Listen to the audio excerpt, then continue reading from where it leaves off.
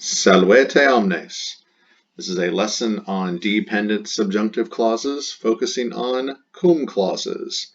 That is temporal, some grammars call it circumstantial, causal, and concessive. Some grammars call those adversative, cum clauses. So of all the temporal conjunctions, cum is the most popular. Now you might be thinking, wait, I thought cum was a preposition. Yes, cum is a preposition followed by the ablative. It means with, shows the ablative of accompaniment. So cum plus the ablative means with. But in Old Latin, there was the word quam. Now over time, quam has morphed into the classical Latin cum. Looks exactly the same as the preposition. Some authors and texts, you will see quam. So if you do see quam, don't freak out, it's just cum. But when you do come across this word in a text, you're going to have to determine whether it's a conjunction or a preposition. If a preposition, then it'll be followed by the ablative to show accompaniment. If it's a conjunction, well, buckle up. There are three types of cum clauses. There is cum temporal. Some grammars call this cum circumstantial, and they treat them as two separate things. I go ahead and treat it as the same thing. There is cum causal, and there is cum concessive, and some grammars call this cum adversative. Basically, the shortcut, the sum up, the let me explain, no wait, there is too much, let me sum up, is that when you see this word, cum, and you have identified it as a conjunction in the text you're reading, what I do is I translate it in my head as when, since, although. When, since, although. And that's going to be the name of the game for this chapter. When, since, although. So once you have determined that cum, Old Latin quam, this is the conjunction, when, since, although. You're either going to get cum temporal, so time, a time clause, where cum means when. It can mean while. I have students who translate as after, and that seems to work as well. Mostly it's when.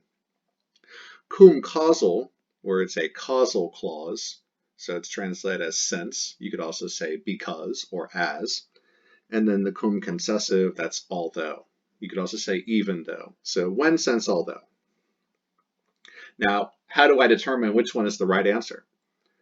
Basically through context. I hold all three options in my mind while I'm translating, and I only determine which one is the most correct until I get to the end of the sentence. That's where I stop and decide whether I have a temporal, causal, or concessive cum. There are little things along the way that you can use to figure out which one is the right one, but there are times where the line is blurred, where you can see, this might be temporal, but it could also be causal. So let's start with the cum temporal. This is cum conjunction, translated as when, at that time when. So this is the cum that can take the indicative. So conjunction cum, taking the present tense, the future tense, or the past tense, all it does is show the precise time. That's why it's a temporal clause, when the action takes place. So first example here is cum perveneret eum videbo. So when he will have arrived, I will see him. Remember that Latin is much more precise in its usage of tenses than English is, where the future perfect is used here for an action that will happen in the future, but is perfect, as in it will be completed, future perfect, completed before the future.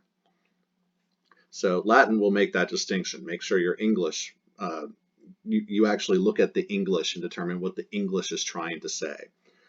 So when we in English could say, when he arrives, I will see him, using the present tense, when he arrives, for what should be a future perfect. So once again, make sure you're looking at the English, trying to determine what the English means, and then translate into Latin.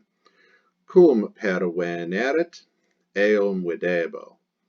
So here we have future indicative. cum future indicative. I thought you said these were dependent subjunctive clauses. Hold on a second. Hold on a second. What about this example? Cum Caesar in urbem venit, eum vidi. When Caesar came into the city, I saw him. So we have cum plus past tense, perfect tense, just to show an action when.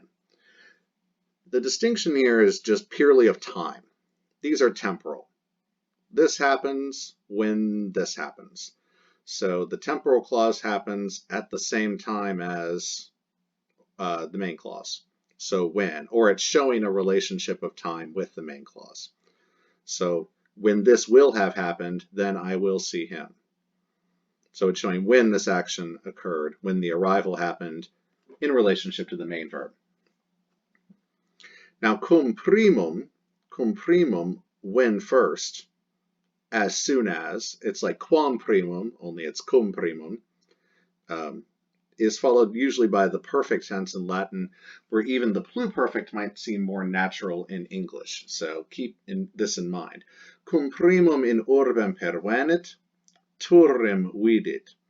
As soon as he had arrived in the city, because that action happened first, he saw the tower.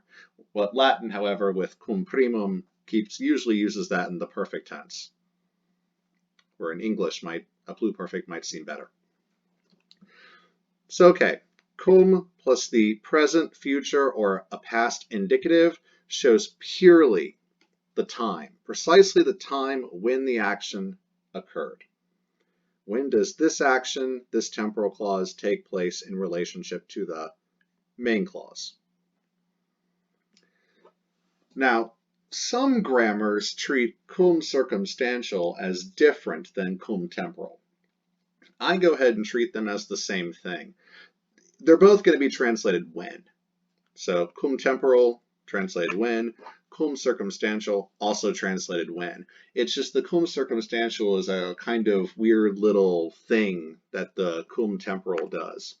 So if the action is in past time, if we're talking about past time, so if we're doing a narrative, if we're like telling a story or talking about something that happened in the past, the Romans felt that the circumstances that lead up to an event happening, well, those circumstances had a hand in that event happening, right? Obviously, of course. So these past tense verbs usually appear in the subjunctive when we're talking about cum clauses. So most of these cum temporal past tense verbs will be in the subjunctive. I thought you said it could be in the indicative. Yes, when the author wishes to emphasize that the action is one purely of time, that the clause is purely a temporal clause. When he will have arrived, I will see him. And it's just showing the time when this thing happened. The cum circumstantial, in English, we're not going to translate it any differently than the cum temporal, and that's why I treat them as the same. It's just that the Romans themselves felt that this cum clause, it's temporal, but it's also kind of the circumstances of what was going on that lead up to this action happening. So Caesar cum ex captivis quaereret, hanc causam reperiebat. So when Caesar inquired of the captives, he discovered the following reason. So when Caesar asked these questions of the captives, he then learned this thing. So it's like this thing had a hand in this happening. The asking of the questions of the prisoners led Caesar to learn the reason for something. He figured something out. So you're mostly going to see cum take, in the past tense, take a subjunctive. So if the main verb is a past tense, because it follows a sequence of tenses, reperiebat, he was discovering, he was figuring out this reason. When? Cum ex captivis quaereret. So cum, this is the cum clause right here, and it's imperfect subjunctive because these actions are happening at the same time. They're contemporaneous. Now, if we had an example like here, cum ad me id responsum ac cepis ses, ad praetorem venisti. So the main clause is ad praetorem venisti. You came to the praetor. Well, when did you do that? When, or you could say after, when you had received, pluperfect subjunctive, you had received that response from me. When you had received this reply from me, you came to the praetor. So it's a past tense verb. We're in secondary sequence. When does this action happen? Prior. This happens prior, and so the pluperfect subjunctive is used. So main verb reperiebat, we're in secondary sequence. Imperfect subjunctive uses, just imperfect subjunctive will show a contemporaneous or a subsequent action to the main verb. So recap. Cum can take the present, future, or a past indicative to show purely the time, purely when an action occurred. An author will also usually throw in an adverb like tum, then at that time, or something like eo tempore, or illo, or hoc tempore, at that time, at this time, at that time, at yonder time. Just to point out, to emphasize that this is a temporal thing. Purely, the distinction is one of time. But as is more common, if the main verb is a past tense, so we are in secondary sequence, then the cum clause, cum temporal / circumstantial, would usually be in the subjunctive. And that's how you'll see it in Caesar. So the imperfect subjunctive for contemporaneous and subsequent actions, the pluperfect subjunctive will show prior actions. So it follows sequence of tenses. Now there is a clause in the very first chapter of Caesar de Bello Gallico that is a cum clause, and it takes the indicative. So cum aut suis eos prohibent, aut ipsi in eorem finibus bellum gerunt. So the main verb is gerunt. It's a present tense, cum gerunt. So it has a sense of when, as in purely a temporal thing. You could also translate as whenever. Cum plus the indicative can also have a sense of whenever this happens. And cum with the subjunctive does not have that distinction.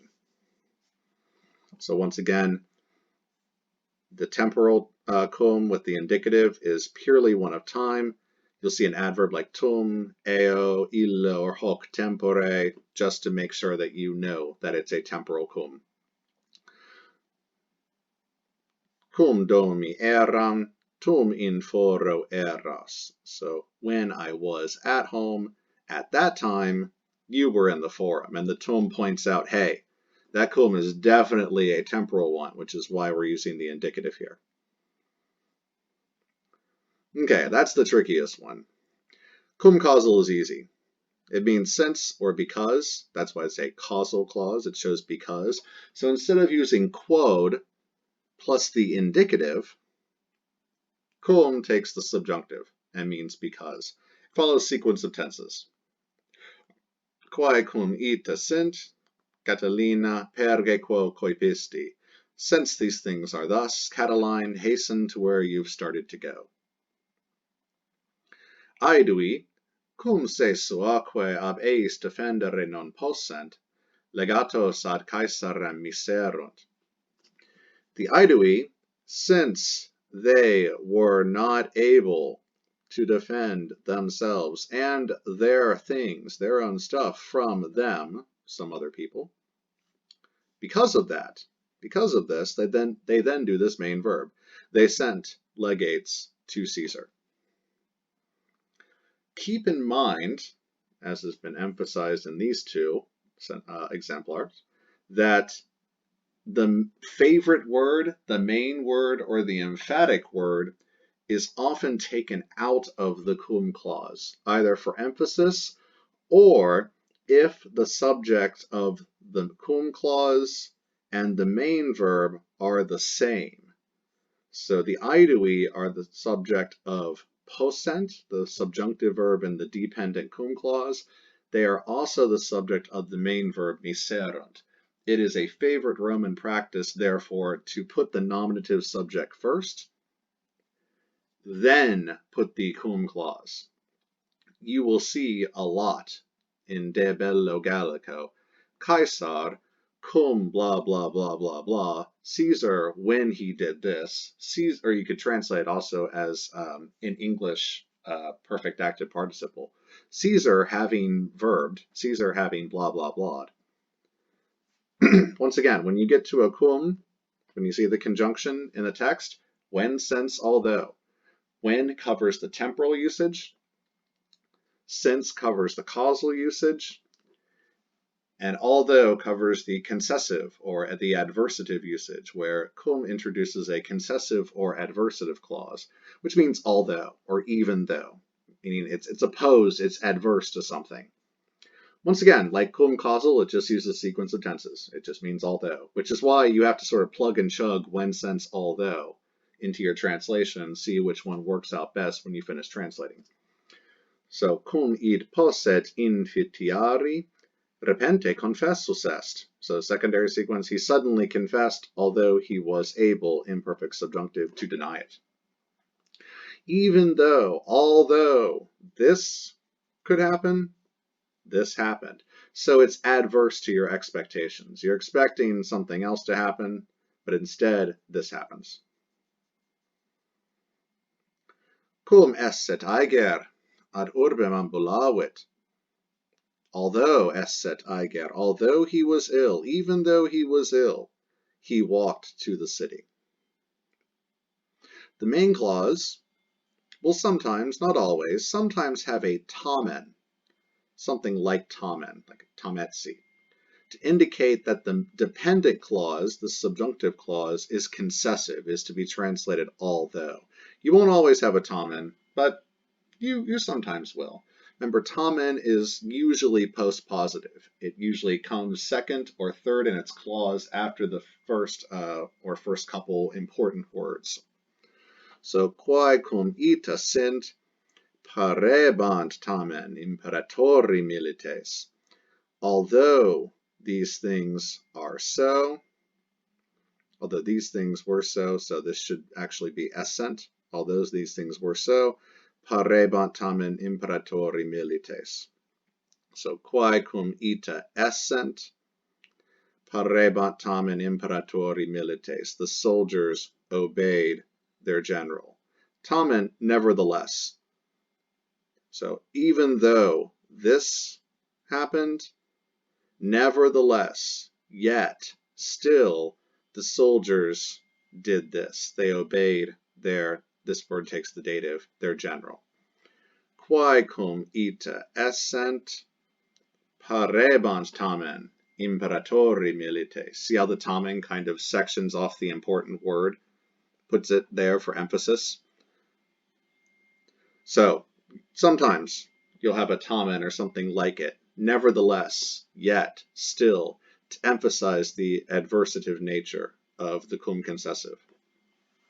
So once again, in recap, when you see a cum in a text and you've determined that it is indeed a conjunction, translate it when, since, although, and you will have to determine, based on context, which one sounds best.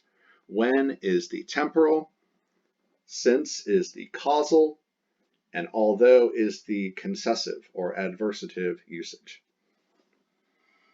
Optime, very well done. You are now ready to start tackling the exercises, starting with exercise A.